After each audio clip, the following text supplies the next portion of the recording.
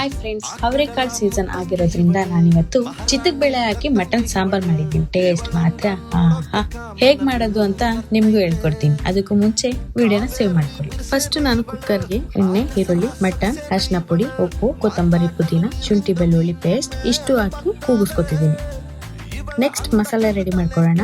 ಜಾರ್ಗೆ ಶುಂಠಿ, ಬೆಳ್ಳುಳ್ಳಿ, ಚಕ್ಕೆ, ಲವಂಗ, ಈರುಳ್ಳಿ, ಟೊಮೊಟೊ, ಕೊತ್ತಂಬರಿ, ಪುದೀನ, ಅರಿಶಿನ ಇಷ್ಟು ಹಾಕಿ ರುಬ್ಕೊಳ್ಳಿ. ನೆಕ್ಸ್ಟ್ ಬೆಂದಿರೋ ಮಟನ್ಗೆ ಚಿತ್ಕಿರೋ ಬೇಳೆನ ಹಾಕಿ ಮಿಕ್ಸ್ ಮಾಡಿ, ಆಮೇಲೆ ರುಬ್ಬಿರೋ ಮಸಾಲೆ ಹಾಕಿ ಮಿಕ್ಸ್ ಮಾಡಿ. ಇದಕ್ಕೆ ಮತ್ತೆ ಇನ್ನೊಂದು ಮಸಾಲೆ ರೆಡಿ ಮಾಡ್ಕೊಳ್ಳೋಣ. ಕಾಯಿ, ಕಡ್ಲೆ, ಮನೇಲೆ ಮಾಡಿರೋ ಮಟನ್ ಸಾಂಬಾರ್ ಪುಡಿ ಹಾಕಿ ರುಬ್ಕೊಳ್ಳಿ.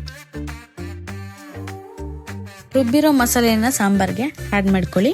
ಕನ್ಸಿಸ್ಟೆನ್ಸಿ ನೋಡ್ಕೊಂಡು ಎಷ್ಟು ಬೇಕೋ ಅಷ್ಟು ನೀರ್ನ ಹಾಕೊಳ್ಳಿ. ಮತ್ತೆ ರುಚಿಗೆ ತಕ್ಕಷ್ಟು ಉಪ್ಪನ್ನ ಹಾಕಿ ಮಿಕ್ಸ್ ಮಾಡಿ ಮತ್ತೆ 2 ವಿಷಲ್ನ ಕೂಗಿಸ್ಕೊಳ್ಳಿ.